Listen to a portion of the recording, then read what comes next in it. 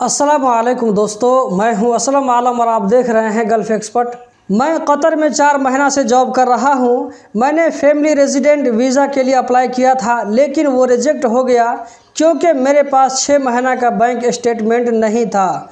मुझे एक एजेंट ने कहा कि 2 महीना के बाद फैमिली वीज़ा निकालने के लिए 20,000 रियाल सैलरी मंथली की जाएगी। मेरी सैलरी अभी 15,000 रियाल मंथली से ज़्यादा है। वो एक वीज़ा क्लियर कराने का ज़्यादा पैसा मांग रहा है, मैं क्या करूं? दोस्तों, आप लोगों ने तो सवाल सुन ही लिया, इसका जवाब भी सुन करके जाएं क्योंकि फ्यूचर में आप लोगों को ये काम आने वाला है। दोस्तों, मैंने कतर में बहुत दिनों तक टाइपिंग सेंटर में काम किया है। वहाँ पर कुछ ऐसे लोग भी आते हैं जिनकी बातें सुनकर ऐसा लगता है कि ये बंदा कतर कैसे आ गया, इसको तो कुछ मालूम ही नहीं है और यहाँ आने के बाद भी इसको कुछ बुद्धि और ज्ञान नहीं आया है। आप में से बहुत सारे भाइयों को मालूम नहीं होगा कि ऐसे ही लोगों की वजह से कतर में रिश्वतखोरी, जिसको वहाँ पर वास्ता का काम बोलते हैं, ये सारा धंधा वहाँ पर चलता है। जो लोग इस तरह वास्ता का काम करते हैं, जैसे कि किसी का इकामा रिन्यू करवाना, किसी का वीज़ा निकलवाना, इसी तरह सिजिल तिजारी रिन्यू करना, रुखसा बनवाना, कंप्यूटर कार्ड नया बनाना या उसको रिन्यू करना, ऐसे लोगों के काम कतर में बहुत अच्छा चलता है। अगर ऐसे लोगों से आप कोई भी वहाँ पर आइडिया पूछना चाहेंगे तो वो आइडिया न दे करके बल्कि आपकी हिम्मत पस्त कर देते हैं कि ये काम आपसे नहीं हो सकता है, ये काम आप खुद नहीं कर सकते हैं, ये काम आप मुझे दे दे, मैं आसानी से करके दे दूंगा, और उसके बदले वो अच्छा खासा पैसा आपसे ले लेते हैं। मैंने जो इस चैनल को स्टार्ट किया था तो मेरे चैनल स्टार्ट करने का मकसद भी यही था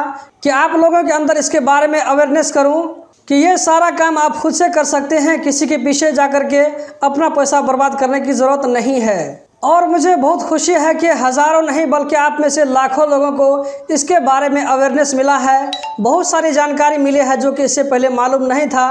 जैसे मान लीजिए कि इकामा का फ़ीस कितना होता है, वीज़ा में कितना फ़ीस देना पड़ता है, इसी तरह कैंसिल में कितना फ़ीस देना पड़ता है, जॉब चेंज करने में कितना फ़ीस देना पड़ता है। ये सारी चीज़ आप लोगों में से बहुत सारे लोगों को जानकारी नहीं थी। आप लोगों को मंदूब जो बोल देते थे तो वही करना पड़ता था, लेकिन इस वीडियो को देखने के बाद में आप में से बहुत सारे लोगों को इसके बारे में जानकारी मिली होगी।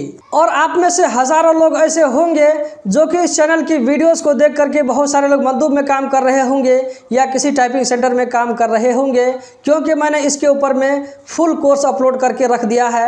आप लोग भी इससे फ़ायदा उठा सकते हैं। सॉरी दोस्तों, मैंने कुछ ज़्यादा ही बोल दिया है।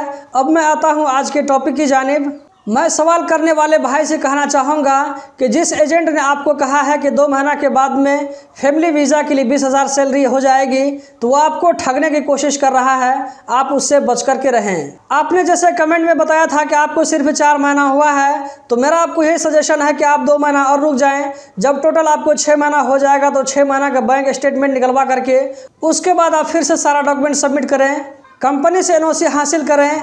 आप जिस रूम में, आप जिस घर में अपनी फैमिली को रखेंगे उस घर का रेंट अपने नाम से बनाएं। मैरिज सर्टिफिकेट और बर्थ सर्टिफिकेट में कतर में जो इंडियन एम्बेसी है उससे आप वहां जाकर के वेरीफाई करवाएं, फॉरेन मिनिस्ट्री से वेरीफाई करवाएं। उसके बाद आप दोबारा कोशिश करें। 100% उम्मीद है कि आपको वीज़ा मिलकर रहेगा।